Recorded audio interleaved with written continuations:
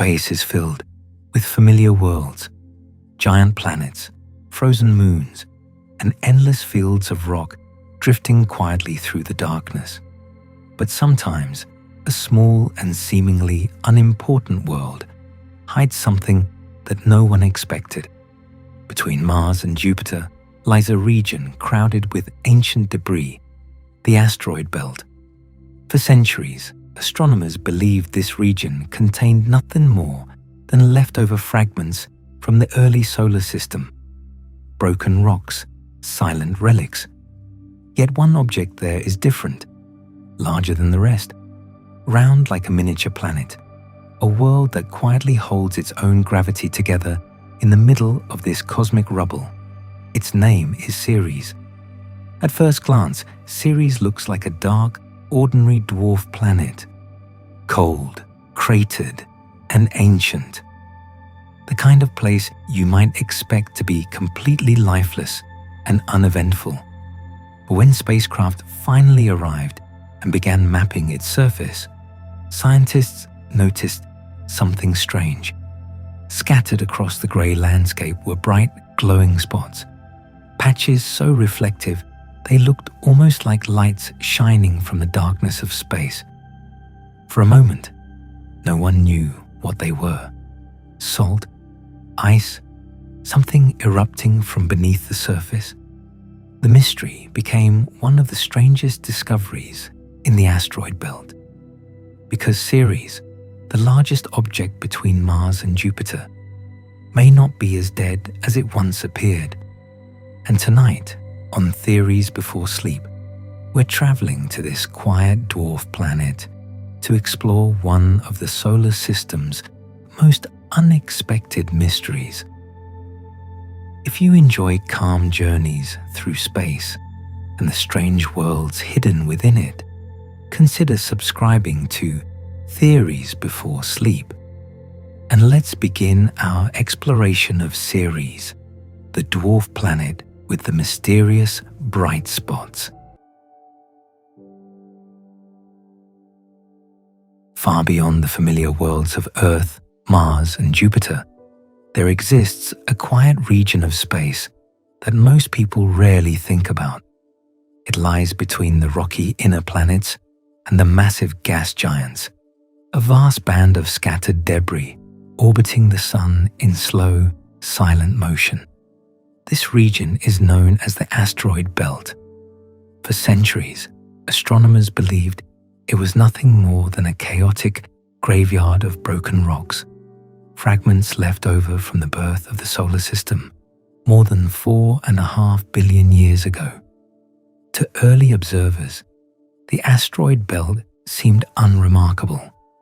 Through telescopes, these objects appeared as faint points of light, too small and distant to reveal much about their nature. They were catalogued, named, and measured, but few people imagined that one of these worlds might be hiding something extraordinary. Among those countless drifting bodies, however, there is one object that stands apart. It is larger than most asteroids, rounder, more complex, a world that, despite its relatively small size, behaves more like a planet than a simple rock. That world is called Ceres. Ceres is the largest object in the asteroid belt and the only one classified as a dwarf planet in this region of space. With a diameter of about 940 kilometers, it is far smaller than Earth, but it still dominates its neighborhood. In fact, Ceres contains nearly a third of the entire mass of the asteroid belt combined. When astronomers first discovered Ceres in 1801, it caused enormous excitement. For a brief time, scientists even believed they had found a new planet. Its orbit fit perfectly between Mars and Jupiter, a location where some astronomers had long suspected another planet might exist. But as telescopes improved and more objects were discovered in the same region, it became clear that Ceres was not alone. It was simply the largest member of a vast family of asteroids. For many years after its discovery, Ceres remained a mystery.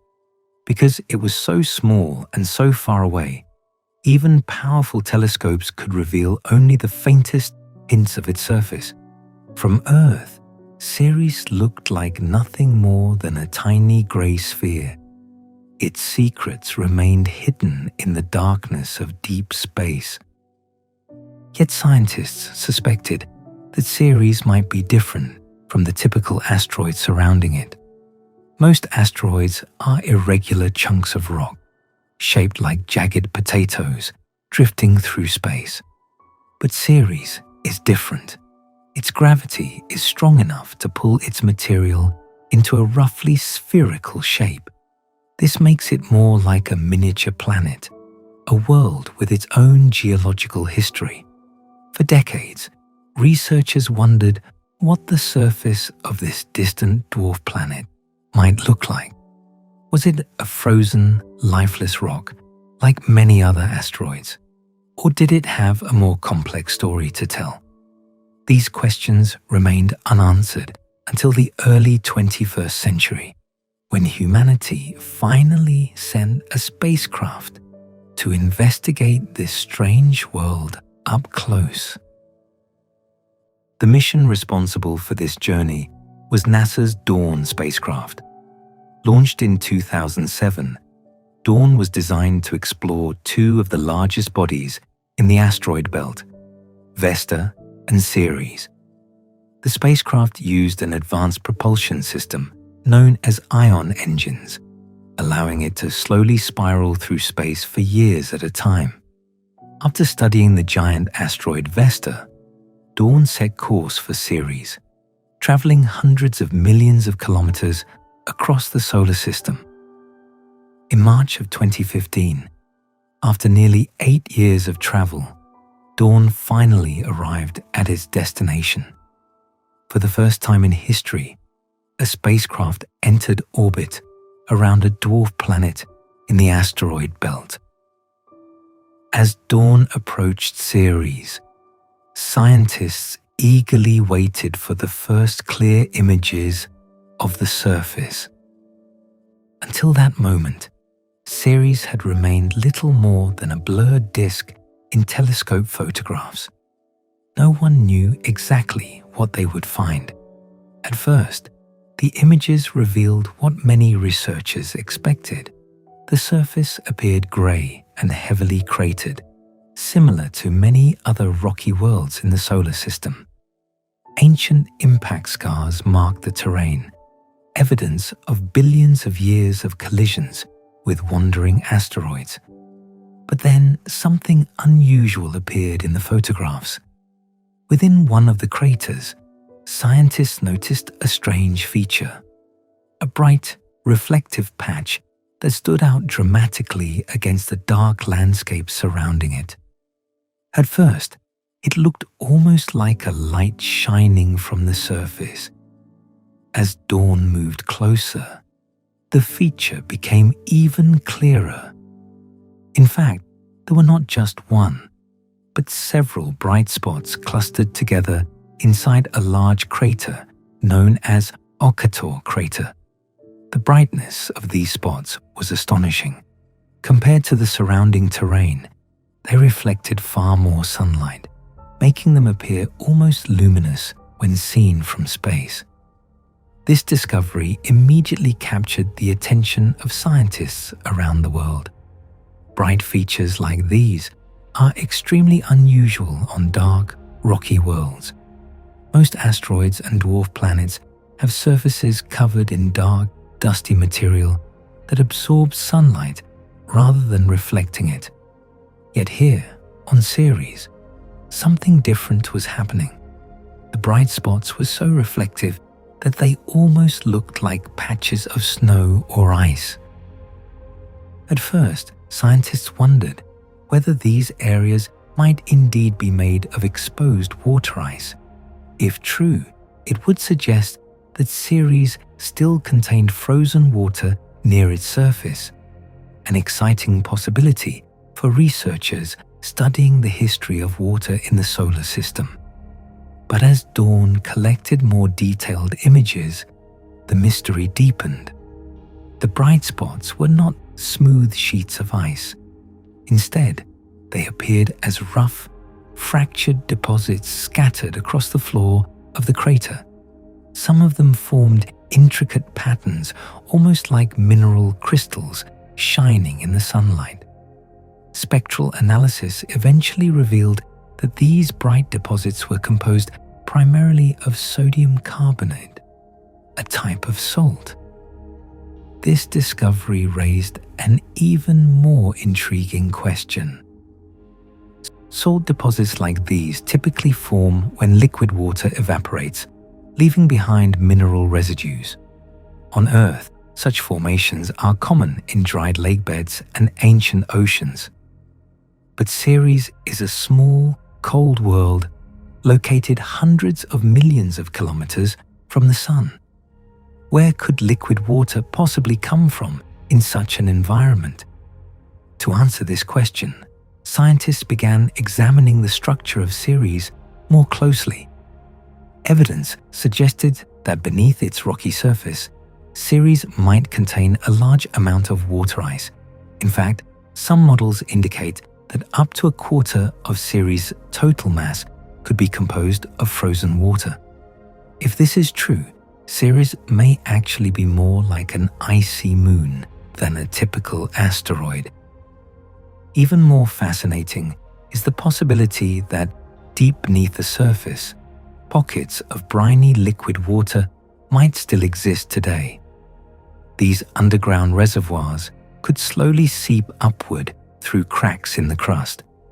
As the salty water reaches the surface and evaporates in the vacuum of space, it would leave behind bright mineral deposits, exactly like the ones seen inside Occator crater. If this process is still happening, it means that Ceres may not be a completely dead world. Instead, it could be geologically active, even today. This idea was once considered almost impossible for such a small object. Normally, small bodies cool and solidify quickly after they form, leaving them geologically inactive for billions of years. But Ceres appears to challenge that assumption. Additional evidence came from another surprising feature discovered on its surface. A strange mountain known as Ahuna Mons. Unlike the surrounding cratered terrain, Ahuna Mons rises sharply above the plains like a solitary pyramid. It stands about 4 kilometers tall, with steep slopes and a smooth appearance that looks very different from typical impact craters. Scientists now believe that Ahuna Mons may be a cryovolcano. Cryovolcanoes are similar to regular volcanoes, but instead of erupting molten rock, they release icy materials such as water, ammonia, or salty slush. In other words, parts of Ceres' interior may once have been warm enough for liquid materials to move and erupt onto the surface. If this interpretation is correct, then Ceres is not just a frozen asteroid. It is a complex world with a dynamic past, and perhaps even a slowly evolving present. All of this raises an intriguing possibility. Could Ceres once have contained conditions suitable for life?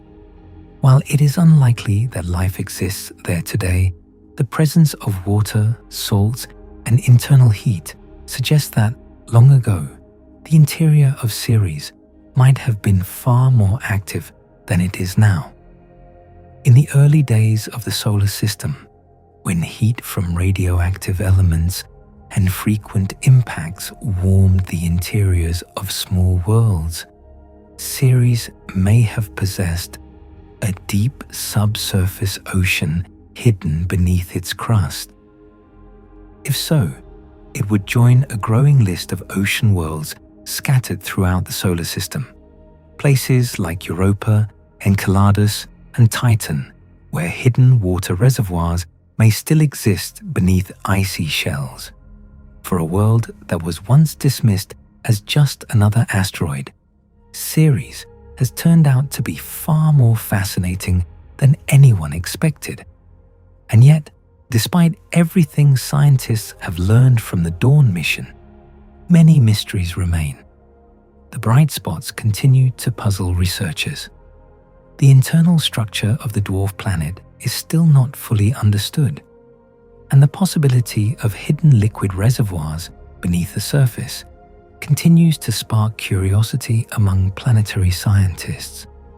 Ceres, it seems, is a world that still has many stories left to tell. A quiet dwarf planet drifting in the asteroid belt, yet holding clues about water, geology, and the early history of our solar system. And as we continue exploring these distant worlds, discoveries like this remind us of something important. Sometimes, the smallest planets can hide the biggest surprises. Long before spacecraft ever reached Ceres, scientists had already begun to suspect that this small world might be very different from the other asteroids surrounding it. The clue came not from photographs or close-up observations, but from something much more subtle: its shape and gravity. Most asteroids in the solar system look like broken rocks. Their shapes are irregular, jagged, and uneven because they simply do not have enough gravity to pull themselves into spheres. When these bodies formed billions of years ago, they remained frozen in whatever shapes they originally took. But Ceres is different. Even through early telescopes, astronomers noticed that Ceres appeared slightly round. Later measurements confirmed this. The dwarf planet is nearly spherical, meaning its own gravity has pulled its material inward over time, smoothing its shape into something closer to a miniature planet. This alone was enough to set Ceres apart from the countless other objects in the asteroid belt. But the implications went much deeper. A spherical shape usually means that an object once had enough internal heat to allow its materials to shift and reorganize. In other words, at some point in its history, the interior of Ceres must have been warm enough for its rock and ice to slowly flow under gravity. That realization led scientists to an important question. If Ceres once had internal heat, what happened inside this small world during its early formation? To answer that, we have to travel back in time to the chaotic birth of the solar system. More than 4.5 billion years ago, our solar system was not the calm place we see today. Instead, it was a swirling disk of gas, dust, and debris orbiting a young sun. Within this disk, tiny grains of material slowly collided and stuck together, forming larger and larger clumps. Over millions of years, these clumps grew into kilometer-sized bodies known as planetesimals. Some of these planetesimals eventually merged to form the planets we know today. Others remained smaller, becoming asteroids, dwarf planets, and icy moons. Ceres was one of these early planetesimals. But unlike many of its neighbors, it managed to grow relatively large. Its size gave it an important advantage. During the early stages of the solar system, newly formed objects often contained short-lived radioactive elements, such as aluminum-26. As these elements decayed, they released heat inside the bodies that contained them. For larger objects like Ceres, this internal heating may have been strong enough to partially melt the ice within its interior. If that happened, Ceres may have briefly possessed something extraordinary, a subsurface ocean. Deep beneath its rocky crust, liquid water mixed with salts and minerals could have formed a global layer surrounding its interior. For a world less than 1,000 kilometers wide, this would have been remarkable.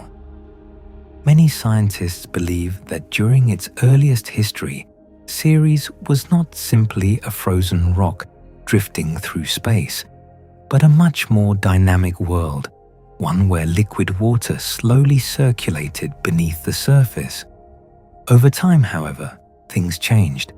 Because Ceres is relatively small, it could not retain heat for billions of years like larger planets can. As the radioactive elements decayed and the interior gradually cooled, any liquid water that once existed likely began to freeze. The subsurface ocean may have slowly solidified into layers of ice mixed with rock and salts. Yet evidence suggests that this freezing process may not have been completely uniform.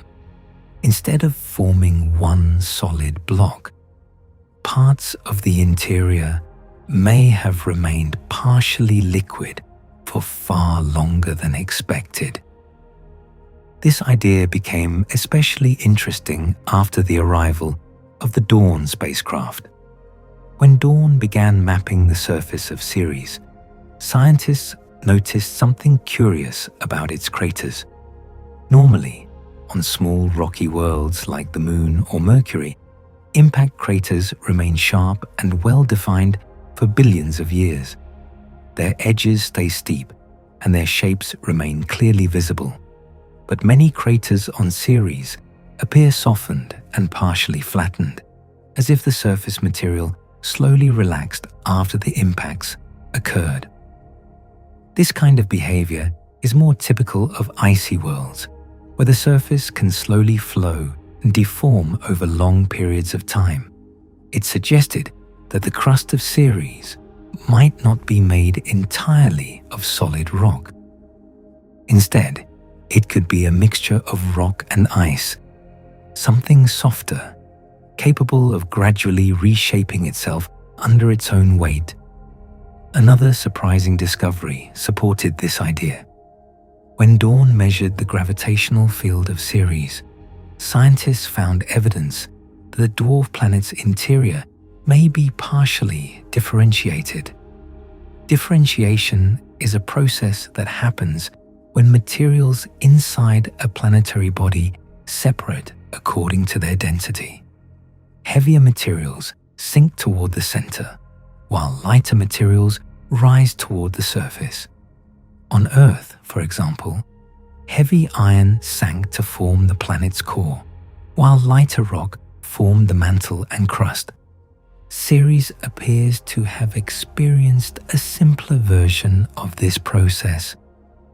Its interior may consist of a rocky core surrounded by layers rich in ice and salts. This structure would make Ceres something like a hybrid between an asteroid and an icy moon. And if some heat still remains trapped inside this layered interior, it could explain some of the strange geological features seen on the surface. One of the most fascinating examples is Occator crater, the location of the mysterious bright spots discovered by the Dawn spacecraft. Occator is about 90 kilometers wide, making it one of the largest and most dramatic impact structures on Ceres. At the center of this crater lies a region known as Cerealia Facula, the brightest area on the entire dwarf planet. When sunlight hits this region, it reflects so strongly that it appears almost glowing compared to the surrounding terrain. At first, scientists were puzzled by how these deposits formed. But as Dawn collected more data, the pieces of the puzzle began to fall into place. The bright spots are made primarily of sodium carbonate, a salt commonly associated with evaporated water. This suggests that at some point in the past, salty liquid from beneath the surface must have reached the crater floor. One possible explanation involves the impact that created Occator itself. When the asteroid struck Ceres and formed the crater, the immense energy of the collision may have fractured the crust deeply enough to open pathways into the interior. Through these fractures, briny liquid from below could slowly seep upward. When this salty water reached the surface, it would quickly evaporate in the vacuum of space, leaving behind bright mineral deposits. Over time, repeated flows of this brine could have built up the reflective patches we see today. Even more intriguing is the possibility that this process may still be happening. Some measurements from dawn detected faint hints of water vapor in the region, suggesting that small amounts of gas might still occasionally escape from the surface. If true, this would mean that Ceres remains geologically active even billions of years after its formation. Such activity is rare for a body of this size. Most objects smaller than planets lose their internal heat quickly and become completely inactive. But Ceres may still hold enough residual heat to allow slow movement of briny liquids within its interior. This raises an important question about the nature of dwarf planets themselves. For a long time, scientists assumed that small worlds were simple and inactive, little more than frozen leftovers from the solar system's formation. But discoveries over the past few decades have begun to change that view. We now know that even relatively small bodies can be surprisingly complex. Pluto has glaciers made of nitrogen ice.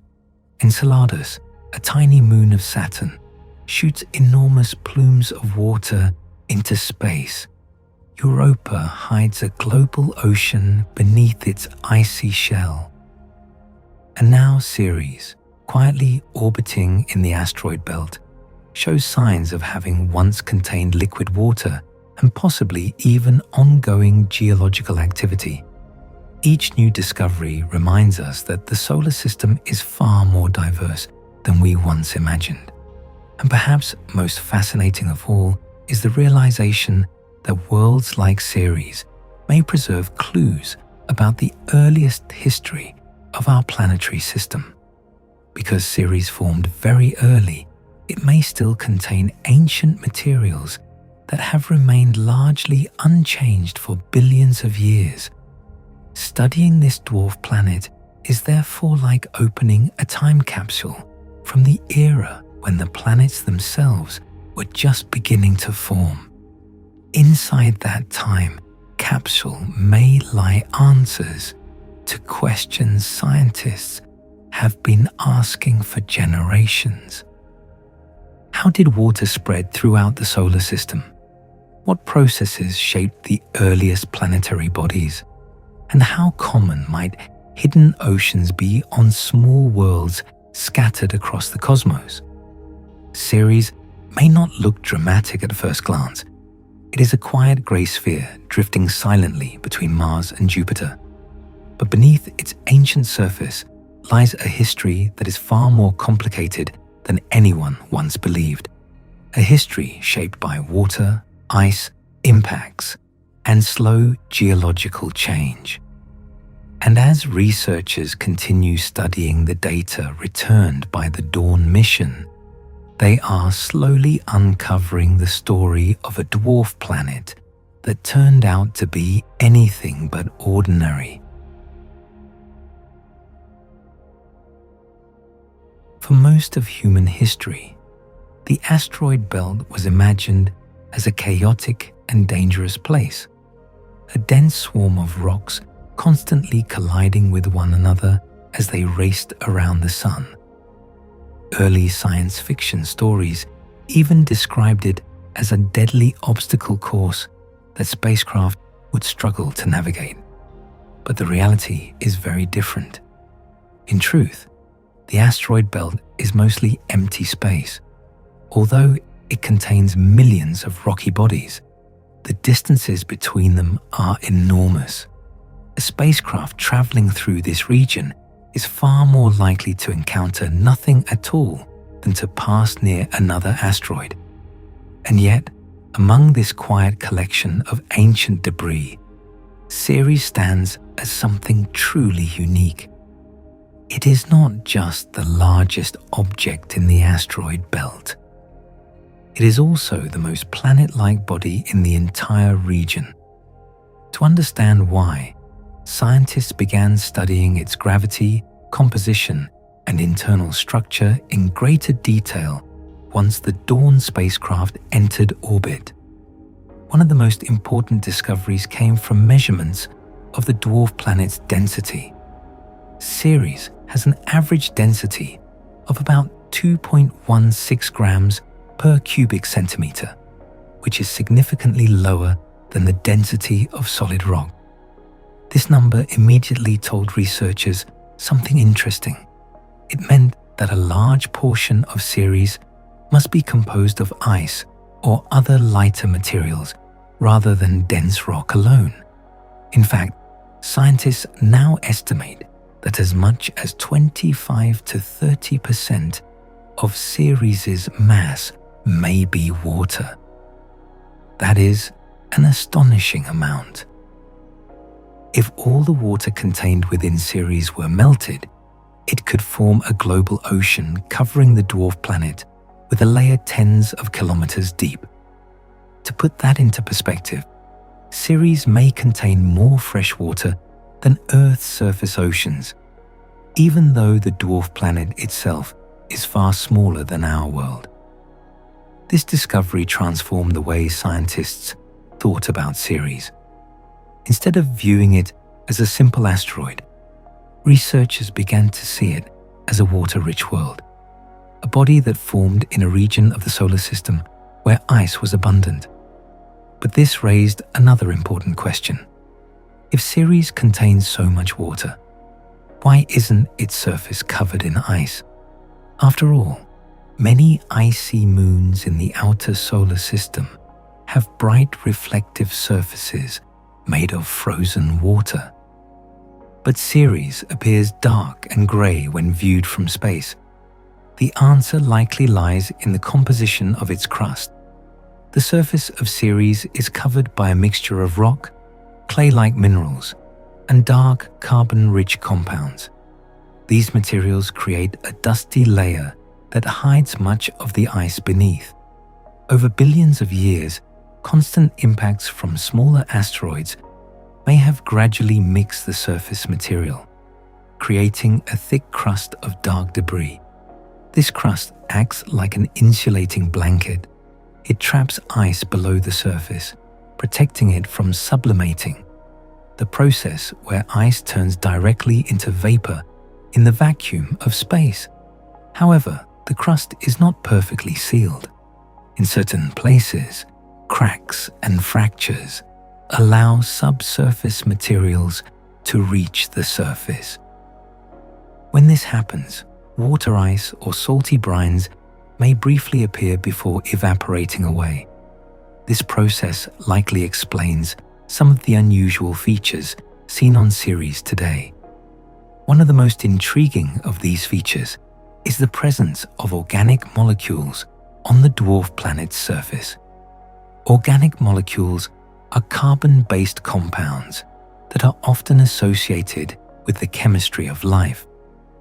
They do not necessarily indicate that life exists, but they are important ingredients in biological processes. In 2017, scientists analyzing data from the Dawn spacecraft detected regions on Ceres that contain unusually high concentrations of organic materials. These compounds were found near a large crater called Ernutek crater. The discovery immediately sparked excitement among researchers. Organic molecules can form in several ways. Some are created through chemical reactions in space, while others may originate inside planetary bodies through interactions between water, minerals, and heat. Either possibility is fascinating. If the organic compounds on Ceres formed locally, it would suggest that the dwarf planet once had environments where complex chemistry could occur, possibly involving liquid water. On the other hand, if the organics arrived from outside sources, such as impacts from comets or carbon-rich asteroids, it would provide insight into how organic materials spread throughout the early solar system. Either way, Ceres appears to contain a surprising combination of water, salts, and organic compounds, three ingredients that are often associated with environments capable of supporting life. Of course, Ceres itself is extremely cold today. Surface temperatures average around -105 degrees Celsius, far too cold for liquid water to exist on the surface for long. But deep below the crust, conditions may once have been very different. Scientists now believe that the interior of Ceres may have experienced long periods of slow chemical evolution. As water interacted with rock inside the dwarf planet, it could have produced clay minerals and other hydrated compounds. These materials have indeed been detected across much of the surface. The presence of these minerals suggests that Ceres once contained large amounts of liquid water circulating through its interior. Over time, as the dwarf planet cooled, that water likely froze into thick layers of ice mixed with salts and rock. But freezing water does something interesting. When salty water begins to freeze, the ice that forms tends to exclude the dissolved salts. As a result, the remaining liquid becomes increasingly concentrated with minerals. This process can create dense pockets of extremely salty liquid known as brines. Brines have a lower freezing point than pure water, meaning they can remain liquid even at very cold temperatures. Inside Ceres, these briny reservoirs may have persisted for far longer than scientists once believed possible. Occasionally, these liquids may still find their way to the surface through fractures created by impacts or internal stress. When they reach the surface, they quickly freeze or evaporate, leaving behind bright mineral deposits like the ones seen in Occator crater. This slow, quiet geological activity paints a very different picture of Ceres than scientists imagined in the past. Instead of being a completely dead world, Ceres may still be slowly evolving. Its interior may contain pockets of briny liquids trapped beneath layers of rock and ice. Over millions of years, these liquids could occasionally rise toward the surface, reshaping parts of the dwarf planet in subtle ways. Another clue supporting this idea comes from the overall shape of the craters on Ceres. Many craters appear shallower than expected, suggesting that the surface material may gradually relax over time. This process, known as viscous relaxation, occurs when icy or soft materials slowly flow under the influence of gravity. It is commonly observed on icy moons like Ganymede and Callisto. Seeing similar effects on Ceres suggests that its crust contains significant amounts of ice mixed with rock. In other words, the dwarf planet's surface is not entirely rigid. Given enough time, its landscape can slowly reshape itself. All of this evidence points to a fascinating conclusion. Ceres may represent a transitional type of world, something between a rocky asteroid and an icy moon. It formed in the asteroid belt, but it contains far more water than most asteroids. It is small, yet it shows signs of geological processes that are usually associated with larger planets. and despite its quiet appearance, it may still harbor a hidden interior that continues to change even today. For scientists studying planetary formation, this makes Ceres incredibly valuable.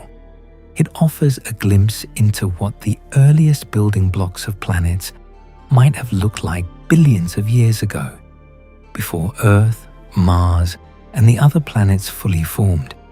Many bodies similar to Ceres may have existed throughout the solar system. Some of them eventually merged to form larger planets. Others were destroyed by collisions. But Ceres survived. It remains as one of the best preserved examples of a primitive protoplanet, a world that began to grow but never quite became a full-sized planet. Its survival allows scientists to study processes that shaped the early solar system in remarkable detail. Every crater, mineral deposit, and geological structure on Ceres tells a story about the environment in which it formed. And the more researchers examine the data from the Dawn mission, the more it becomes clear that this small dwarf planet is far more complex than anyone once imagined. A quiet grey sphere drifting through the asteroid belt. Yet beneath that calm surface lies a world shaped by water, chemistry, and time. A world that still holds many secrets waiting to be uncovered. At first glance, Ceres might appear quiet and unchanging, a grey cratered dwarf planet drifting silently through the asteroid belt. But when scientists began studying its surface more carefully, they realized that the landscape of Ceres tells a much more complicated story. Every crater, ridge, and bright deposit is a record of events that unfolded over billions of years. To understand that story, researchers first looked at one of the most common features on the dwarf planet: impact craters. Like many worlds in the solar system, Ceres has been shaped by countless collisions with asteroids and other space debris. These impacts began shortly after the dwarf planet formed and continued throughout its long history. Each collision carved a crater into the surface, leaving behind scars that still remain today. Yet something about these craters immediately puzzled scientists. On rocky worlds like the Moon or Mercury, craters tend to remain sharp and well preserved for billions of years. Their edges are steep, their shapes are clearly defined, and their interiors often contain central peaks formed by the rebound of the surface after an impact. But many craters on Ceres look different. Instead of sharp edges, some of them appear softened and rounded, as though the surface has slowly sagged or relaxed over time. Others are shallower than expected, almost as if the terrain beneath them gradually flowed and partially filled them in. This observation suggested that the crust of Ceres behaves very differently from solid rock. The most likely explanation is that the dwarf planet's surface contains a mixture of rock, ice, and salts. Over long periods of time, this material may slowly deform under its own weight, subtly reshaping the landscape. This slow movement is extremely gradual, far too slow to notice on human timescales. But over millions of years, it can significantly alter the appearance of craters and mountains. The idea that Ceres has a partially ice-rich crust helped explain another unusual discovery. When scientists counted the number of large craters across the surface, they noticed something strange. Ceres has fewer large impact basins than expected. Given its age, the dwarf planet should have been struck by enormous asteroids many times in the past.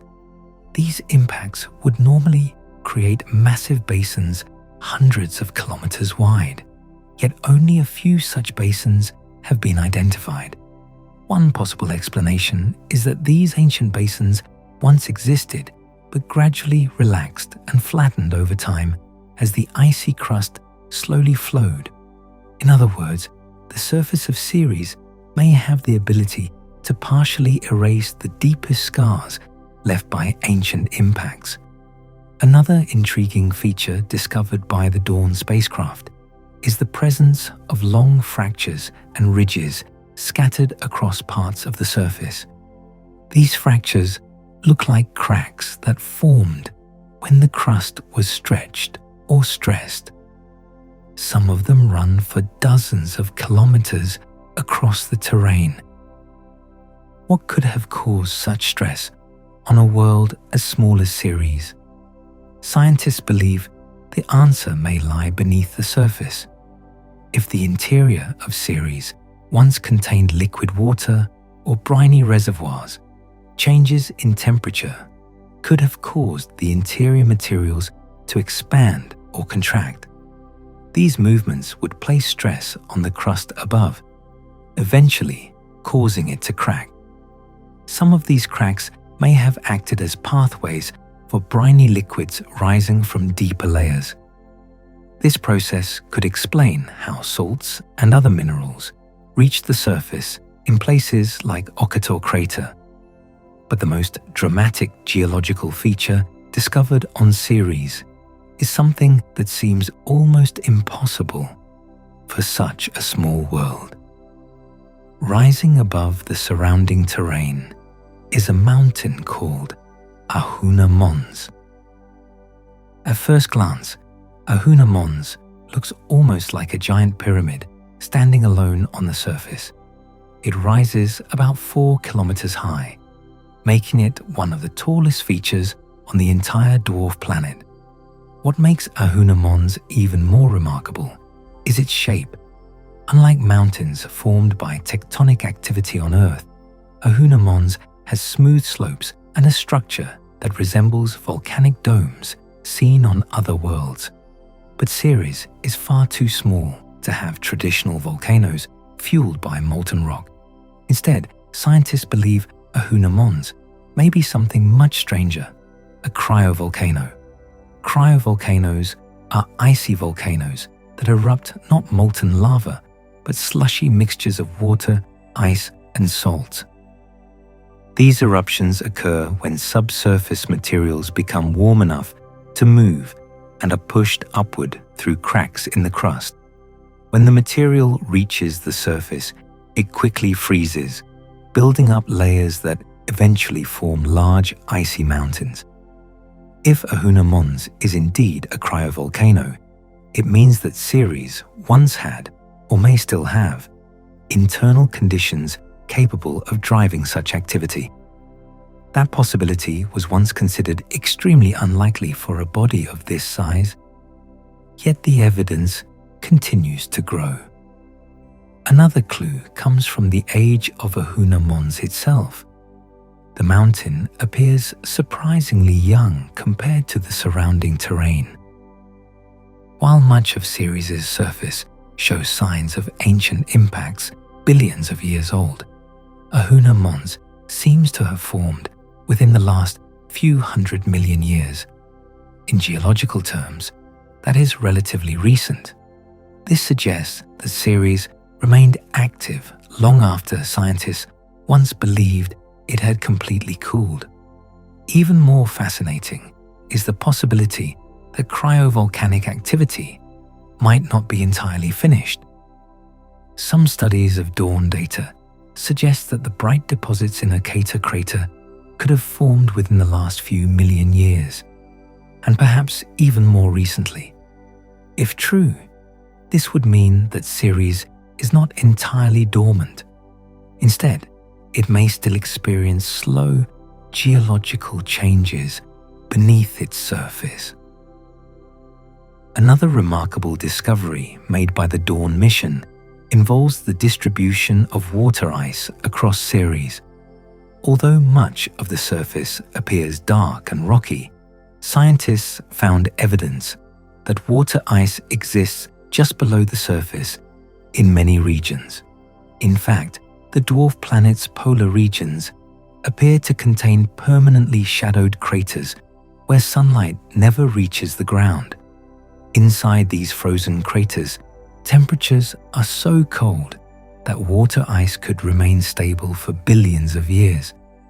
These areas may serve as natural ice traps, preserving ancient water that has been protected from sunlight since the earliest days of the solar system. This makes Ceres particularly interesting for scientists studying the origin and distribution of water across planetary bodies. Some researchers even believe that objects like Ceres may have played an important role in delivering water to the inner planets during the early history of the solar system. During that chaotic era, countless asteroids and dwarf planets collided with young worlds like Earth and Mars. If water-rich bodies similar to Ceres were among those impactors, they may have helped supply the ingredients necessary for oceans to form. Studying Ceres today may therefore provide clues about one of the biggest questions in planetary science. Where did Earth's water come from? But Ceres may also tell us something even deeper about the evolution of small planetary bodies. For a long time, scientists believed that only large planets and moons could remain geologically active for billions of years. Smaller bodies were assumed to cool quickly and become completely inactive. Yet discoveries on Ceres are challenging that assumption. Despite its modest size, the dwarf planet shows evidence of internal layering, possible briny reservoirs, cryovolcanic activity, and surface changes that occurred relatively recently. All of this suggests that even small worlds can remain surprisingly dynamic under the right conditions. The key ingredient may be salt. Salty water freezes at much lower temperatures than pure water. This means that briny liquids can remain fluid deep inside a cold world long after ordinary water would have frozen solid. Inside Ceres, these salty reservoirs may act as slow-moving pockets of liquid trapped beneath layers of rock and ice. Over millions of years, pressure from these liquids could occasionally push them upward toward the surface, creating the geological features we see today. This slow internal activity may still be happening even now, quietly reshaping parts of the dwarf planet beneath its silent exterior. And that realization has transformed Ceres from what was once thought to be an unremarkable asteroid into something far more fascinating. A world where water once flowed. A world where salty brines may still move beneath the surface. And a world that continues to surprise scientists with every new piece of data we uncover. In the vast emptiness between Mars and Jupiter, Ceres remains a quiet but extraordinary reminder that even the smallest worlds can hold remarkable secrets, waiting patiently for us to discover them. For much of the 20th century, scientists believed they understood the basic structure of the asteroid belt. It was thought to be a region filled with countless rocky fragments, leftovers from the formation of the solar system that never managed to assemble into a planet. Jupiter's enormous gravity played a major role in preventing that planet from forming. As the early solar system evolved, Jupiter's powerful gravitational influence constantly stirred up the surrounding material. Instead of merging together into a single large body, Many of the smaller objects were scattered, broken apart, or sent into unstable orbits. The result was the asteroid belt we see today. Within this region, most objects remain small. Many are only a few kilometers wide, and even the largest asteroids are tiny compared to planets. But Ceres is different. Its size, shape, and composition suggest that it may once have been on the path toward becoming something much larger. In fact, some scientists describe Ceres as a frozen protoplanet. A protoplanet is an early planetary body that began forming during the chaotic early days of the solar system, but never finished the process of becoming a full planet.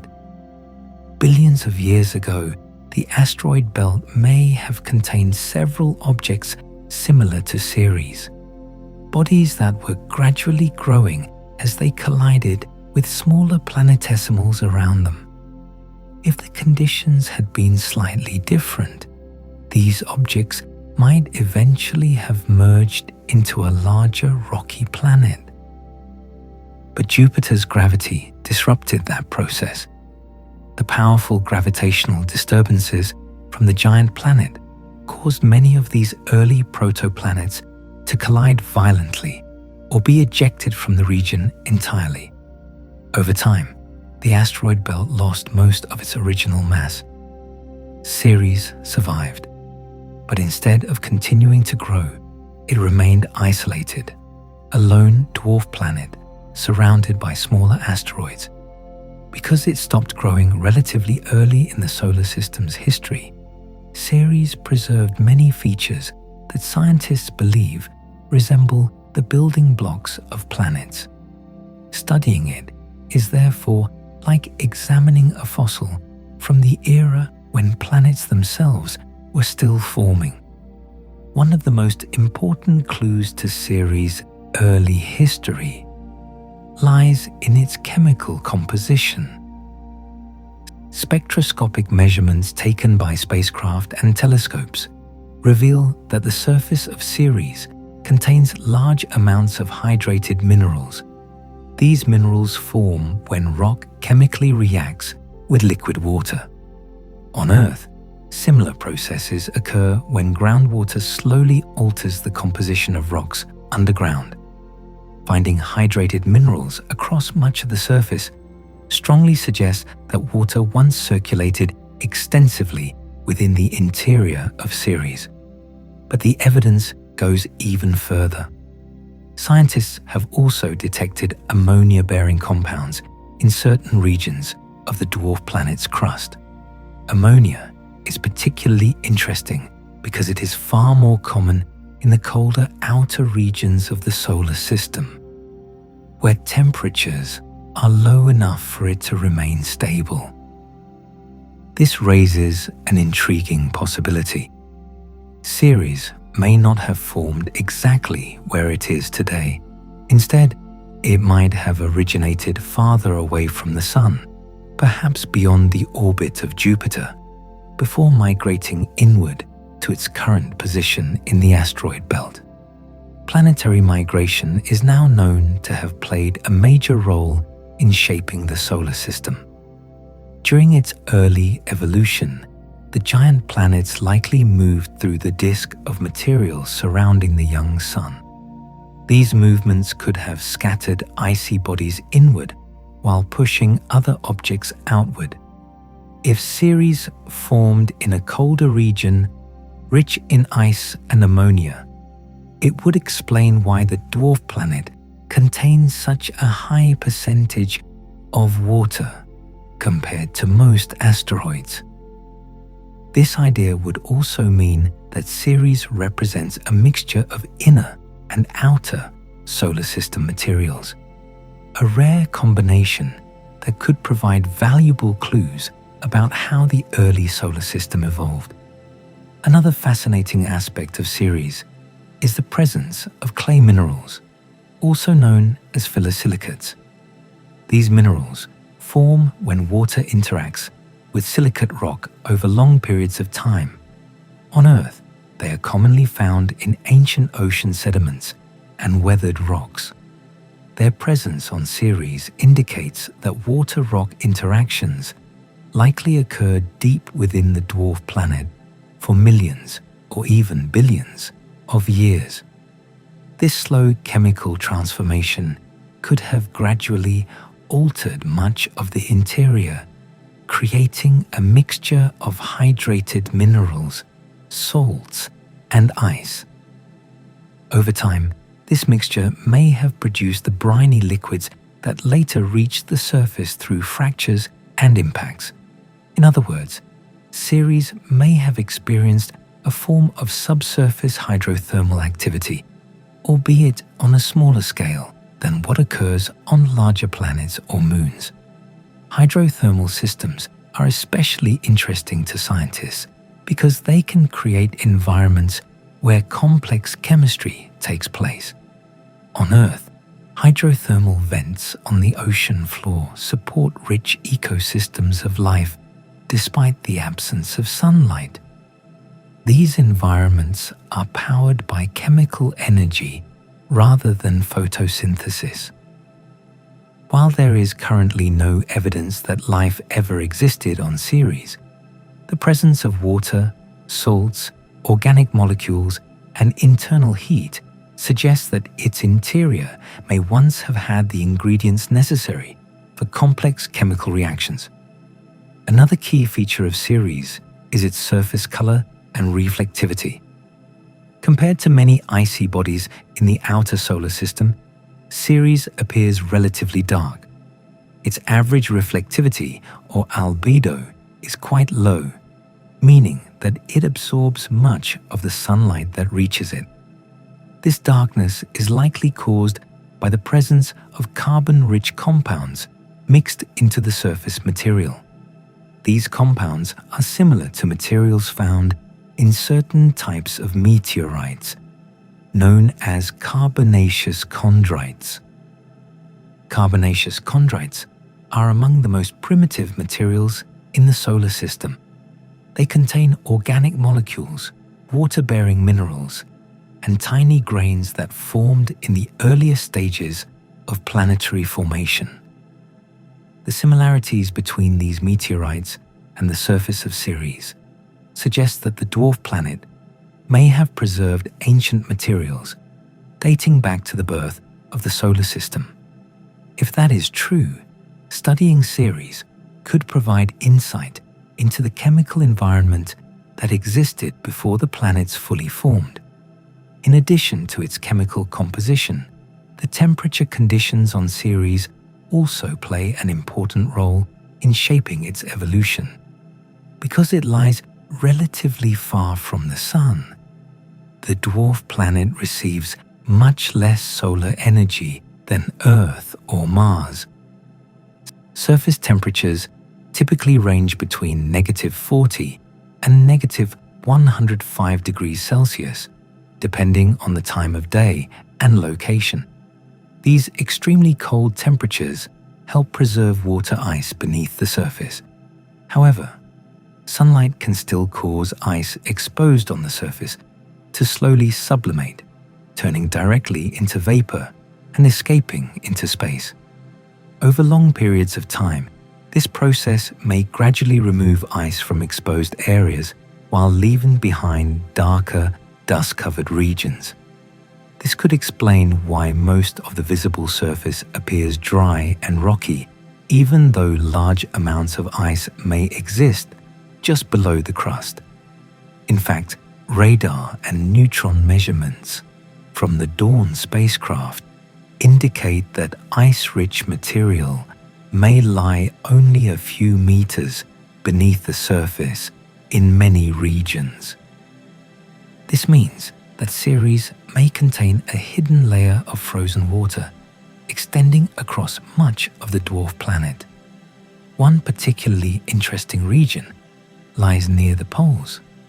Some craters near the North Pole are permanently shadowed, meaning that sunlight never reaches their floors. These locations remain extremely cold, potentially allowing water ice to remain stable for billions of years. These permanently shadowed craters could serve as natural repositories of ancient ice, preserving material that has remained unchanged since the earliest history of the solar system. Such regions are of great interest for future exploration missions. If a spacecraft were ever sent to land on Ceres, these icy deposits could provide valuable samples that reveal information about the dwarf planet's past. Even more intriguingly, these frozen reservoirs might contain chemical records of the early solar system, perhaps even organic compounds that formed before Earth itself existed. For planetary scientists, Ceres represents a remarkable opportunity. It is close enough to Earth to be studied with spacecraft, yet primitive enough to preserve clues about the earliest stages of planetary evolution. Every crater, mineral deposit, and geological structure on the dwarf planet serves as a piece of a much larger puzzle. A puzzle that may eventually reveal how the building blocks of planets formed, evolved, and spread throughout the solar system. And perhaps most importantly, it reminds us that even small worlds that once seemed insignificant, can hold extraordinary stories about the origins of everything we see today. Ceres, quietly orbiting between Mars and Jupiter, is not just another asteroid. It is a window into the deep past of our cosmic neighborhood. When the Dawn spacecraft finally settled into orbit around Ceres in 2015, scientists began one of the most detailed investigations ever conducted on a dwarf planet. For decades, researchers had been able to observe Ceres only as a distant blur through telescopes. Now, for the first time, humanity had a spacecraft circling this mysterious world, sending back thousands of images and measurements. What Dawn revealed was both familiar and surprising. At first glance, the surface of Ceres appeared grey, dusty, and heavily cratered, very similar to many other small bodies in the solar system. The terrain was dominated by ancient impact scars, some stretching for dozens of kilometers across the landscape. But as the spacecraft continued mapping the surface in greater detail, scientists began noticing patterns that hinted at something more complex. The distribution of craters, for example, was uneven. Some regions were densely covered in impacts, suggesting they had remained unchanged for billions of years. Other areas appeared smoother and less cratered, indicating that they might have been resurfaced by geological processes more recently. This observation suggested that the surface of Ceres had not remained static throughout its history. Instead, parts of it had been reshaped by processes occurring beneath the crust. One of the most striking examples of this resurfacing is found inside Occator crater, the same crater where the mysterious bright spots were discovered. Occator itself is about 90 kilometers wide and roughly 4 kilometers deep, making it one of the largest impact features on Ceres. But what truly sets it apart is the complex structure inside the crater. At its center lies a bright deposit known as Cerealia facula, surrounded by smaller bright patches scattered across the crater floor. These bright areas are not just visually striking, they are also geologically significant. Detailed measurements revealed that the deposits are composed primarily of sodium carbonate, a type of salt that forms when salty water evaporates. The presence of this mineral suggests that liquid brines once reached the surface in this location. But how did those brines get there? The most likely explanation involves the violent impact that created the crater itself. When the asteroid struck Ceres billions of years ago, the collision would have fractured the crust deeply. These fractures may have allowed briny liquids from beneath the surface to slowly rise upward. Over time, these brines could have seeped onto the crater floor through small vents or cracks. Once exposed to the vacuum of space, the liquid would rapidly evaporate, leaving behind bright salt deposits. But the story may not end there. Recent studies suggest that this process might have continued for millions of years after the original impact. In fact, some of the salt deposits in Occator appear to be geologically young, possibly only a few million years old. In planetary terms, that is almost yesterday. This raises the remarkable possibility that Ceres experienced very recent geological activity, long after scientists once believed the dwarf planet had completely cooled. Evidence supporting this idea comes from subtle changes in the structure of the deposits themselves.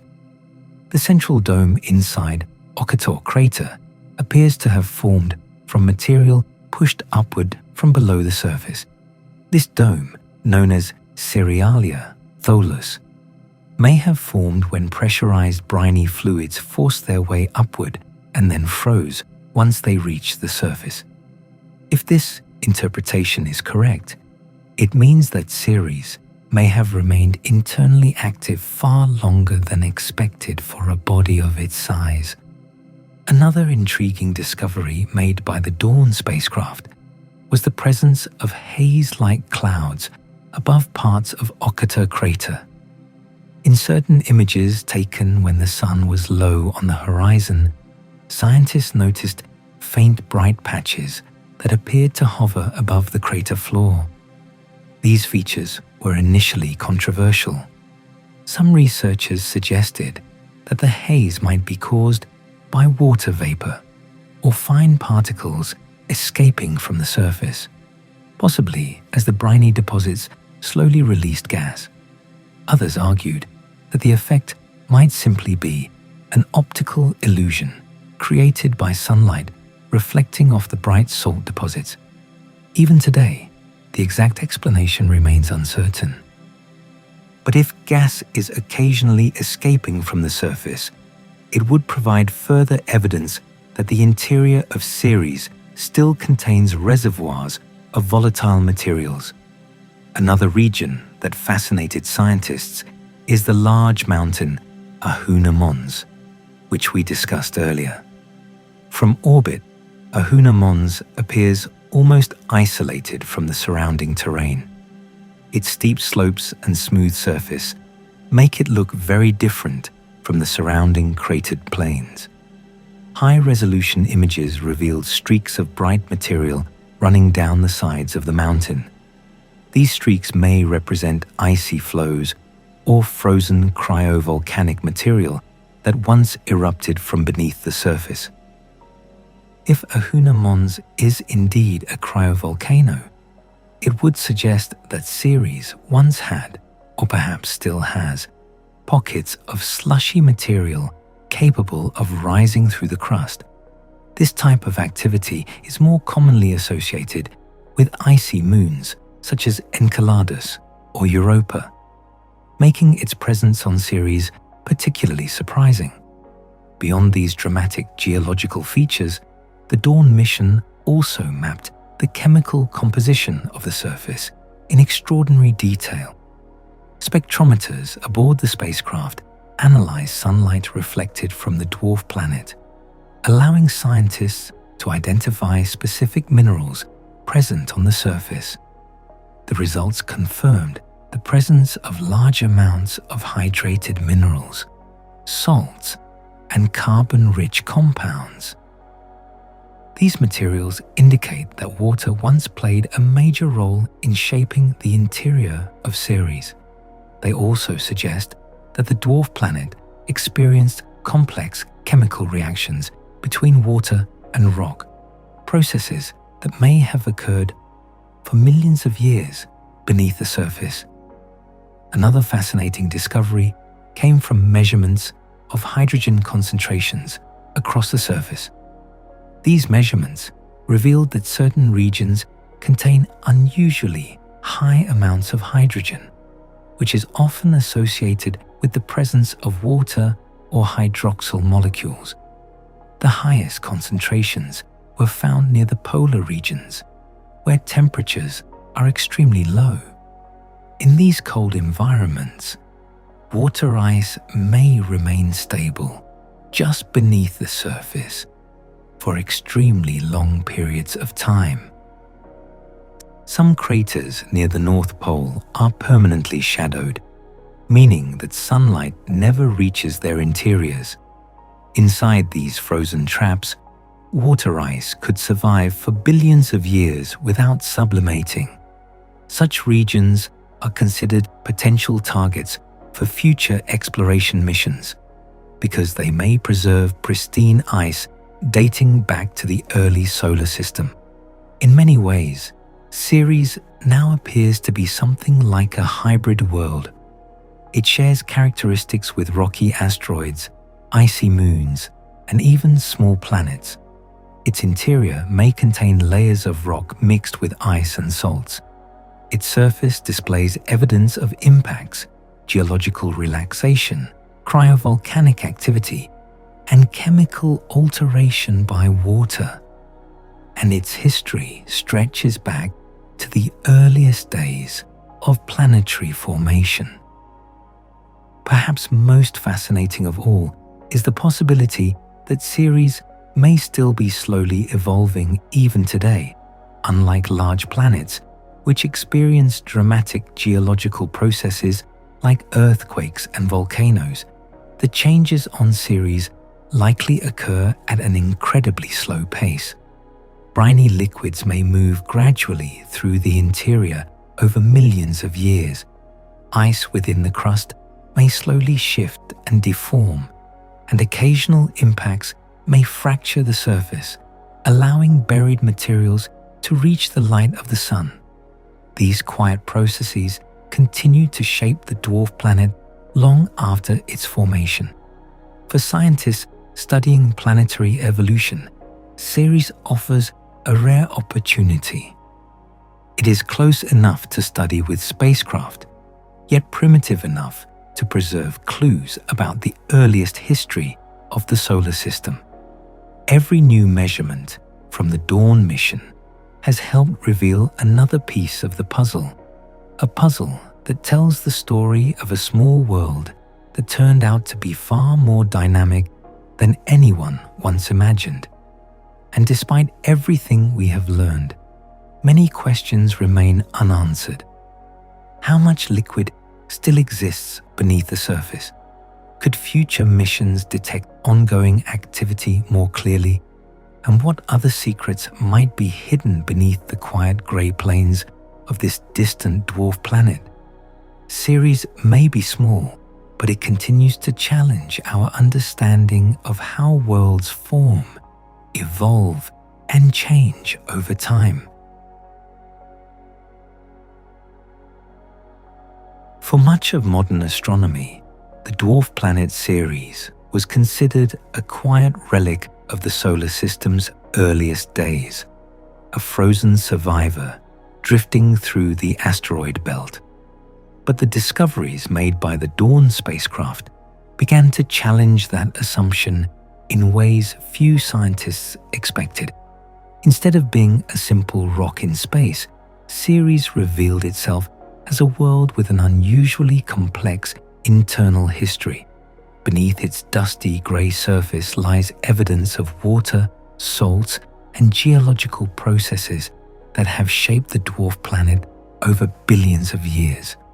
To understand how unusual this is, it helps to compare Ceres with other bodies of similar size. Most asteroids are nothing like planets. They are irregular chunks of rock that never developed enough gravity to shape themselves into spheres. Their interiors are often loose collections of rubble held together weakly by gravity. Ceres is very different. Its spherical shape indicates that at some point in its history, the materials inside the dwarf planet were able to move and settle under gravity. This process requires heat, enough heat to soften or partially melt internal materials. But where could that heat have come from? In the earliest days of the solar system, young planetary bodies contained radioactive elements that generated heat as they decayed. In larger objects, this heat could melt ice and even allow rock to slowly flow. For Ceres, this early heating may have triggered the formation of an internal ocean layer. Deep beneath the crust, water mixed with dissolved salts could have formed a global layer of liquid surrounding the interior. This ocean would not have been like Earth's oceans. It would have existed beneath a thick outer shell of rock and ice, hidden from space by kilometers of crust. Over time, however, the interior of Ceres gradually cooled. As heat escaped into space, the liquid ocean likely began to freeze. Ice would slowly form, thickening the outer shell and trapping remaining pockets of salty liquid within the interior. These trapped reservoirs of briny water may still exist today. Because salt lowers the freezing point of water, these brines could remain liquid at temperatures where pure water would freeze solid. Scientists now believe that these salty reservoirs may play an important role in shaping the geological features observed on Ceres. Occasionally, internal stresses caused by impacts, temperature changes, or pressure from below may create fractures in the crust. When these fractures reach deep enough, they could allow briny liquids to slowly seep upward toward the surface. Once exposed to the vacuum of space, the liquid would quickly evaporate or freeze, leaving behind bright mineral deposits like those found in Occator crater. But Ceres may hold more surprises than just briny reservoirs. Another remarkable discovery made by the Dawn mission involved organic molecules detected on the surface. Organic molecules are carbon-based compounds that are often associated with biological processes. However, they can also form through non-biological chemistry in space. On Ceres, these organic materials were discovered near a region called Ernutet crater. The concentrations detected there were unusually high compared to typical background levels found on asteroids. This discovery raised an important question. Did these organic compounds originate inside Ceres, or were they delivered by impacts from carbon-rich asteroids or comets? Both possibilities are fascinating. If the organics formed within Ceres itself, it would suggest that chemical reactions involving water, minerals, and heat may have occurred deep within the dwarf planet's interior. Such reactions could create complex molecules over long periods of time. On the other hand, if the organics were delivered by impacts, it would demonstrate how materials essential for complex chemistry can spread throughout the solar system. In either case, the presence of organic compounds adds another layer to the story of Ceres. It shows that this dwarf planet contains not only water and salts, but also carbon-based materials that may have played a role in the early chemistry of planetary bodies. Another intriguing aspect of Ceres is its relationship with other water-rich worlds in the solar system. Many moons orbiting the giant planets are known to contain large amounts of water ice. Some, such as Europa and Enceladus, even possess hidden oceans beneath their icy surfaces. These moons are located far from the Sun, where temperatures are cold enough for ice to remain stable. Ceres, however, lies much closer to the Sun than these icy moons. Its location between Mars and Jupiter places it in a region where water ice is less stable over long periods. Yet despite this, Ceres appears to contain large quantities of water. This suggests that the dwarf planet may have formed under very different conditions than the rocky planets nearby. Some researchers believe that Ceres may have originally formed farther out in the solar system, in a colder region where ice was abundant. Later, gravitational interactions with the giant planets could have moved it inward to its present orbit. If that idea is correct, Ceres may represent a rare bridge between the inner and outer solar system. It may contain materials from both regions, rocky minerals typical of inner planets, and icy compounds more common in the outer solar system. Studying such a body could provide valuable clues about how materials were distributed during the formation of the solar system. Another important discovery made by the Dawn mission involves the age of different regions on the surface. By counting the number of craters in various areas, scientists can estimate how long those surfaces have remained unchanged.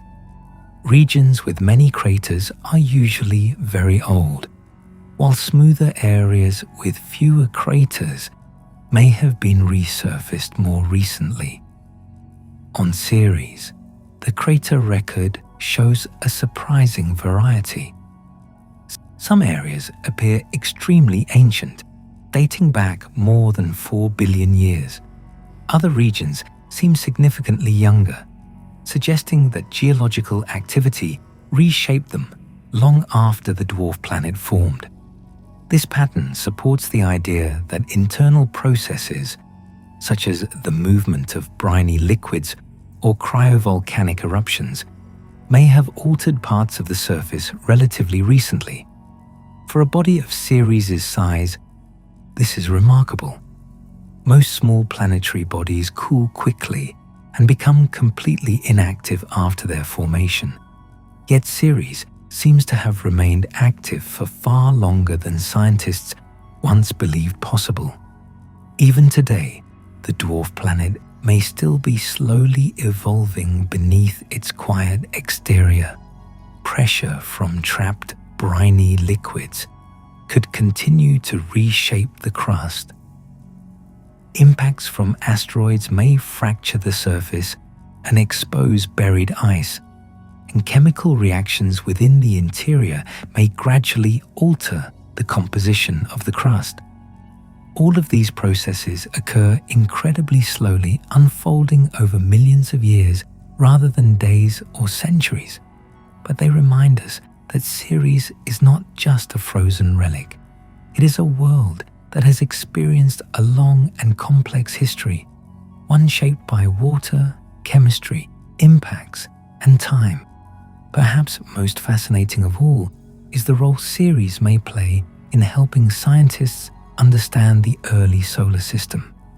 Because it formed very early in planetary history and avoided major collisions that might have destroyed it, Ceres may preserve ancient materials that date back to the era when the planets themselves were still forming.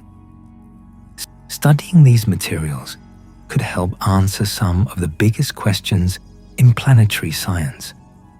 How did water spread throughout the solar system? How common are subsurface oceans on small worlds? And what kinds of environments existed on early planetary bodies billions of years ago? Ceres may hold important clues to these mysteries. A small dwarf planet drifting quietly through the asteroid belt. Yet beneath its ancient surface lies a story that stretches back to the very beginning of the solar system. A story that scientists are still only beginning to understand. When scientists first began to understand the strange features of Ceres, one realization slowly became clear. This small dwarf planet might represent a completely different category of world than researchers had previously imagined. For centuries, astronomy divided objects in the solar system into simple groups: planets, moons, asteroids, and comets. Each category seemed well understood. Planets were large and geologically active. Asteroids were small and inert. Moons often reflected the characteristics of the planets they orbited.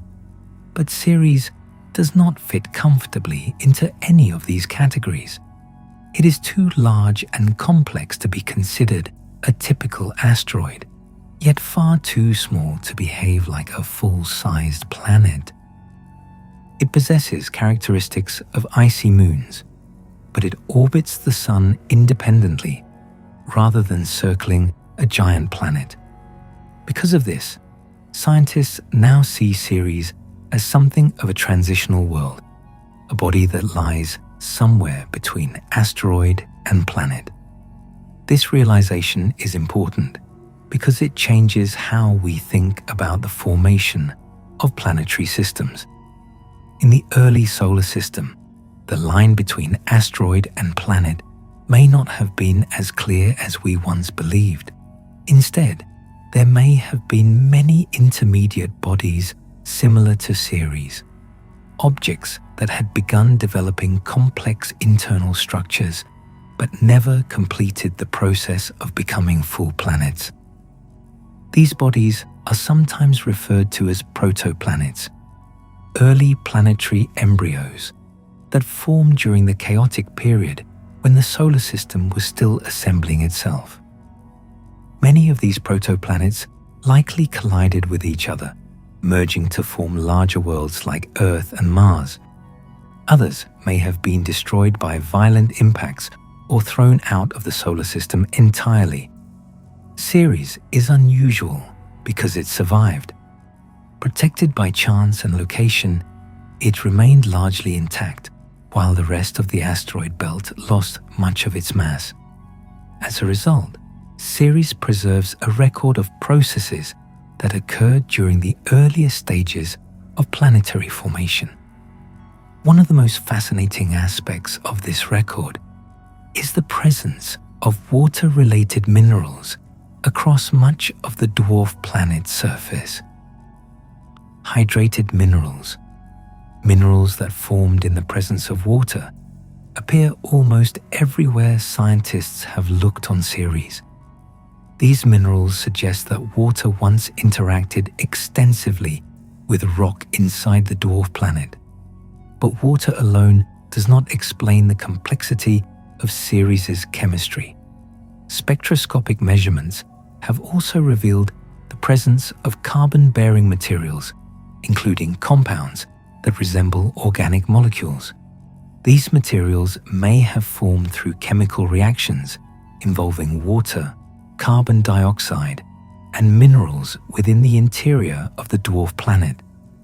Such reactions can occur when water circulates through porous rock, slowly dissolving and redepositing minerals over time. On Earth, similar chemical processes occur deep underground, where groundwater interacts with hot rock to produce complex mineral deposits. If something similar happened on Ceres, it would suggest that the interior of the dwarf planet once hosted a surprisingly dynamic chemical environment. Of course, Ceres is extremely cold today. Surface temperatures rarely rise above -40 degrees Celsius, and in many areas they are far colder. Under such conditions, liquid water cannot survive on the surface for long. Any exposed water quickly turns to vapor and escapes into space. But beneath the surface, conditions may have been very different in the past. Scientists believe that early in its history, Ceres may have contained a large internal ocean made of salty water. This ocean would have been trapped beneath a crust of rock and ice, protected from the vacuum of space. Over time, as the dwarf planet cooled, this ocean likely began to freeze. Yet because the water contained dissolved salts and other chemicals, it may not have frozen completely. Instead, pockets of briny liquid may have remained trapped beneath the crust, slowly circulating through fractures and porous layers of rock. These brines may still exist today. In fact, some scientists believe that the bright salt deposits inside Occator crater are the result of these subsurface liquids slowly reaching the surface and evaporating. If this interpretation is correct, Ceres may still be geologically active, albeit in a very slow and subtle way. Rather than violent eruptions or earthquakes, the activity on Ceres likely involves gradual movement of salty liquids beneath the crust over millions of years. This kind of slow geological evolution is difficult to detect, but the evidence from the Dawn mission suggests that it may still be occurring. Another remarkable aspect of Ceres is its surface gravity, which is extremely weak compared to Earth. Standing on the surface of Ceres would feel very different from standing on our planet. Gravity there is only about 3% as strong as Earth's gravity. An astronaut weighing 70 kilograms on Earth would weigh barely 2 kilograms on Ceres. Under such low gravity, even small movements could send a person drifting upward in long, slow arcs. Dust and debris from impacts would behave differently as well. When asteroids strike the surface, the material they eject can travel long distances before settling again. This may explain why some craters on Ceres appear surrounded by smooth plains of redistributed debris. Over time, repeated impacts may have gradually mixed the surface materials, creating the dusty crust we see today. Another factor shaping the landscape is the absence of an atmosphere. Ceres has no thick layer of air like Earth does. Without an atmosphere, there is no wind, no rain, and no weather to erode the surface. This means that geological features can remain visible for extremely long periods of time. Craters formed billions of years ago may still be recognizable today, unless they have been altered by internal processes such as ice movement or cryovolcanism. The lack of an atmosphere also means that the sky above Ceres would look dramatically different from the sky on Earth. During the day, the sun would appear slightly smaller and dimmer than it does from our planet. The sky itself would remain completely black, even when the sun is shining. Stars would remain visible throughout the day, scattered across the darkness of space.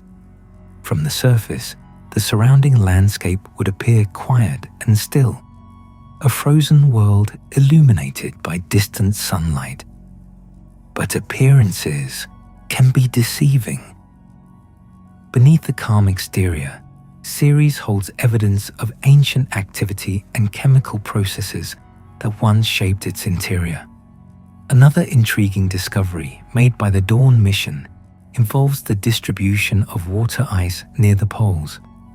In some polar craters, sunlight never reaches the crater floor. These regions remain in permanent shadow, creating extremely cold environments. Temperatures in these shadowed areas may be cold enough for water ice to remain stable for billions of years. Scientists believe that these craters could act as natural cold traps, preserving ice that may have accumulated over long periods of time.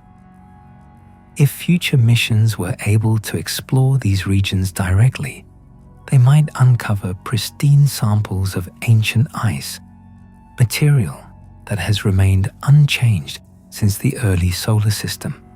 Such samples could provide valuable insights into the distribution of water and organic compounds during the formation of planets. This possibility has led some researchers to consider whether Ceres might one day become a target for future exploration missions, perhaps even robotic landers or sample return spacecraft. Although no such mission has yet been approved, interest in Ceres continues to grow. Its unique combination of water, salts, organic compounds, and geological features makes it one of the most scientifically intriguing worlds in the inner solar system. What once seemed like an ordinary asteroid has revealed itself to be something far more interesting. A small, distant world shaped by water and chemistry. A world that may still hold hidden reservoirs beneath its crust. And a world that preserves clues about the earliest chapters of our solar system's history. As scientists continue to analyze the data returned by the Dawn spacecraft, each new discovery brings us closer to understanding the true nature of this mysterious dwarf planet. Ceres may be small, but it has proven to be one of the most fascinating worlds ever explored. For centuries, astronomers thought they understood the general structure of the solar system. The inner region was dominated by rocky planets like Mercury, Venus, Earth, and Mars. Beyond them lay the asteroid belt, a region of scattered debris that never formed into a planet. Farther still were the giant worlds of Jupiter and Saturn, followed by the icy outer planets and the distant Kuiper belt. In this picture, the asteroid belt seemed relatively simple. It was viewed as a collection of small, primitive rocks orbiting quietly between Mars and Jupiter, leftovers from the solar system's formation that never managed to grow into anything larger. But Ceres has gradually changed that perspective. As scientists studied this dwarf planet more closely, it became clear that the asteroid belt may not be as simple as once believed. Instead of containing only inert rocky fragments, the belt may host objects with surprisingly complex histories. Ceres is the best example of this. It is not merely the largest asteroid belt object, it is a world that shows signs of water, internal chemistry, and geological activity. These characteristics place it closer to icy moons or small planets than to ordinary asteroids. This realization has led researchers to reconsider how planetary systems form.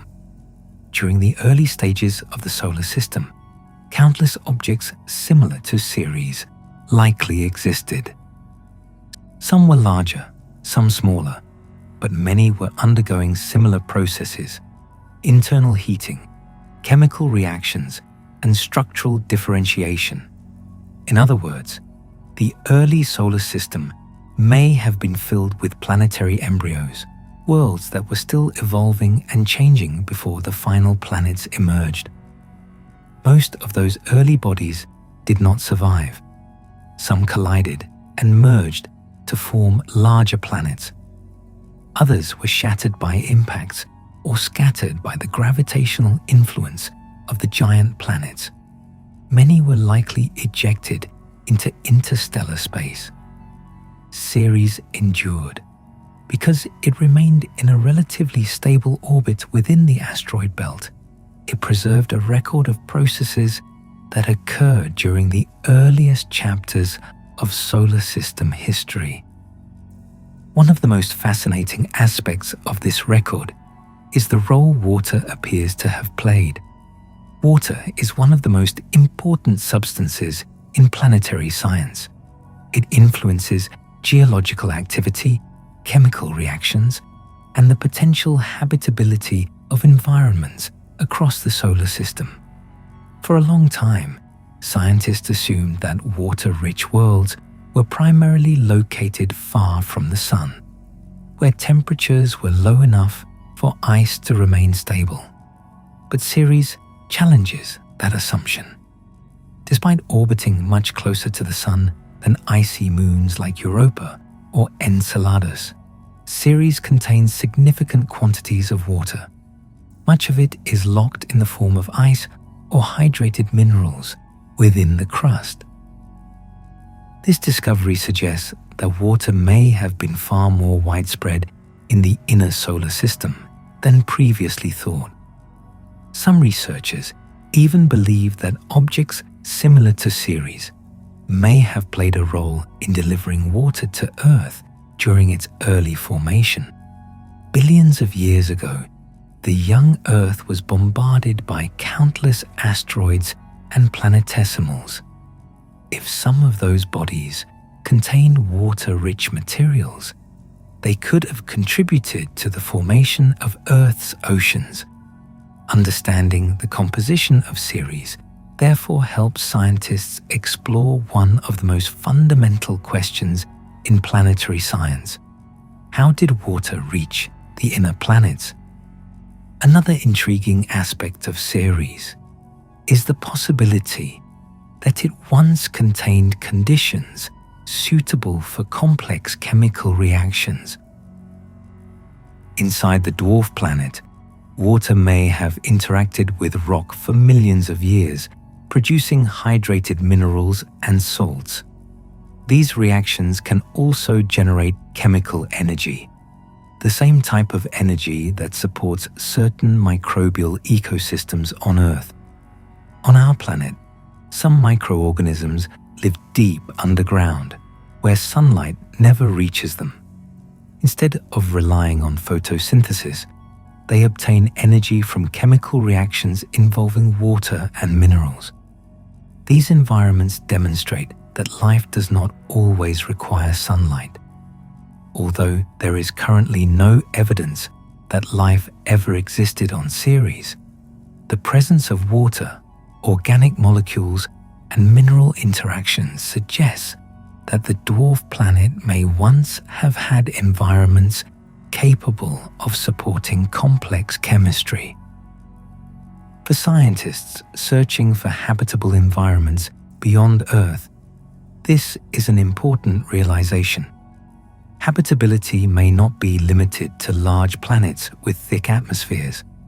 It may also exist in hidden environments beneath the surfaces of smaller worlds.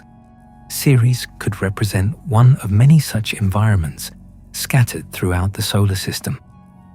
Another key aspect of Ceres' story involves its long-term stability. Unlike many small bodies that experience violent changes early in their histories, Ceres appears to have evolved gradually over billions of years. Its interior cooled slowly, allowing chemical processes to occur over extended periods of time. The crust may have thickened as ice froze, while salty liquids remain trapped beneath the surface. Occasionally, fractures or impacts may have allowed these briny fluids to escape, forming the bright mineral deposits observed today. These slow processes highlight the unique nature of Ceres. It is neither a rapidly evolving volcanic world like Earth, nor a completely inert asteroid. Instead, it represents a middle ground where geological activity occurs on extremely long timescales. Millions of years may pass between significant events, yet those events leave clear traces that scientists can study today. The bright deposits in Occator crater are one example. Another is the cryovolcanic mountain Ahuna Mons, which appears to have formed relatively recently in geological terms. Even the subtle relaxation of craters across the surface suggests that the crust continues to slowly adjust under the influence of gravity and internal processes. Taken together, these features paint a picture of a world that remains quietly active beneath its frozen exterior. Ceres may not erupt dramatically or shift rapidly like larger planets, but its interior still appears capable of subtle change. This realization has inspired growing interest in future missions to the dwarf planet. The Dawn spacecraft provided an extraordinary amount of information, but it was limited to remote observations from orbit. Scientists now wonder what might be discovered if a spacecraft were able to land on Ceres and directly analyze its surface materials. A lander could examine the composition of the bright salt deposits up close. It could drill into the crust to search for buried ice, and it might even detect traces of gases or other materials slowly escaping from beneath the surface. Such a mission could answer many of the questions that remain unresolved. Does liquid brine still exist beneath the crust? How deep are the layers of ice inside the dwarf planet? What processes created the organic molecules detected on the surface? And perhaps most intriguingly, what other surprises might be hidden within this small but complex world? For now, Ceres continues its quiet journey around the Sun, completing one orbit every 4.6 Earth years. From a distance, it appears calm and unremarkable, just another grey sphere drifting through the asteroid belt. But thanks to the discoveries made by the Dawn mission, we now know that beneath that quiet exterior lies a world shaped by water, chemistry, and ancient geological activity, a world that preserves clues about the earliest stages of planetary formation, and a world that reminds us that even the smallest bodies in our solar system can hold extraordinary stories waiting to be uncovered. For thousands of years, humanity looked up at the night sky and imagined that the planets were the only true worlds in our solar system. Everything else, the countless small objects drifting between them, seemed insignificant. Asteroids were considered nothing more than fragments, debris left behind after the formation of the planets. Ceres changed that perception. What once appeared to be just another asteroid has gradually revealed itself as something far more complex. A world shaped by water, chemistry, and geological processes that unfolded over billions of years. It may be small compared to the planets, but its story is vast. When Ceres was first discovered in 1801 by the Italian astronomer Giuseppe Piazzi, it immediately sparked excitement among scientists.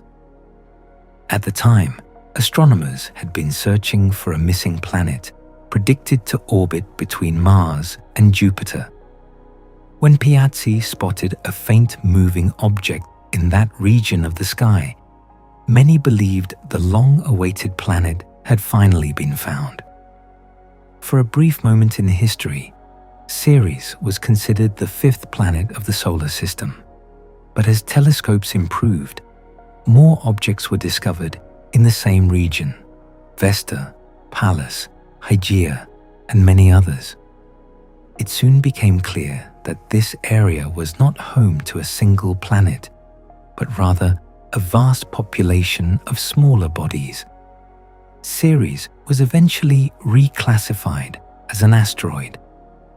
Then, in 2006, the International Astronomical Union introduced a new category for objects that were large enough to become spherical, but too small to dominate their orbital regions. These objects became known as dwarf planets. Ceres was placed in this category alongside Pluto, Eris, Haumea, and Makemake. But unlike the other dwarf planets, which reside far beyond Neptune in the Kuiper belt, Ceres occupies a unique position within the asteroid belt itself. This location makes it the only dwarf planet in the inner solar system. For scientists, that makes Ceres incredibly valuable. It is close enough to Earth that spacecraft can reach it without the enormous travel times required to explore the outer solar system. Yet it preserves many features of primitive planetary bodies that formed billions of years ago.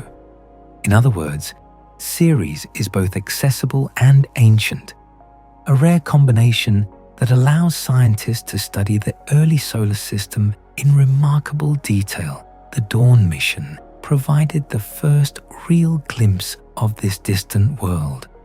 Over the course of its orbital survey, the spacecraft mapped nearly the entire surface, measured the composition of the crust, and revealed the internal structure of the dwarf planet. What it found surprised researchers again and again. Instead of a simple rocky asteroid, Ceres turned out to be a water-rich world with a layered interior.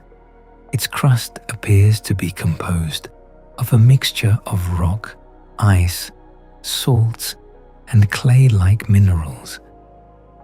Beneath this crust may lie pockets of briny liquid, remnants of an ancient subsurface ocean that once existed early in the dwarf planet's history. Evidence of this ocean may still be visible today in the bright salt deposits scattered across the surface. Occator crater, with its dazzling white mineral patches, has become one of the most iconic locations on Ceres. These deposits are thought to have formed when salty water from beneath the crust reached the surface and evaporated, leaving behind reflective minerals.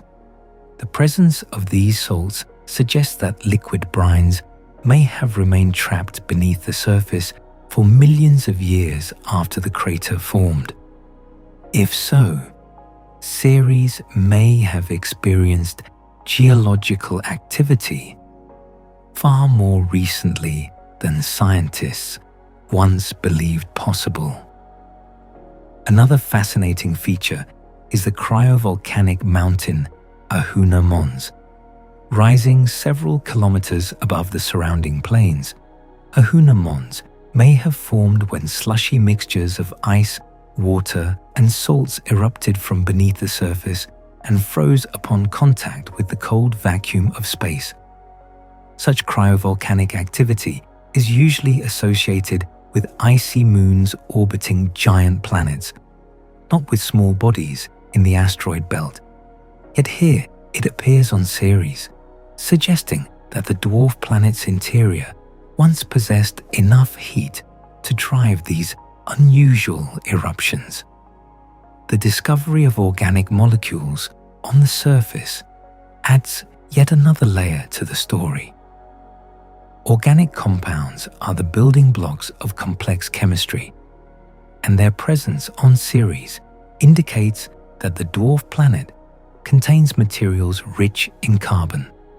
Whether these molecules formed within Ceres itself or arrived via impacts from other objects remains uncertain.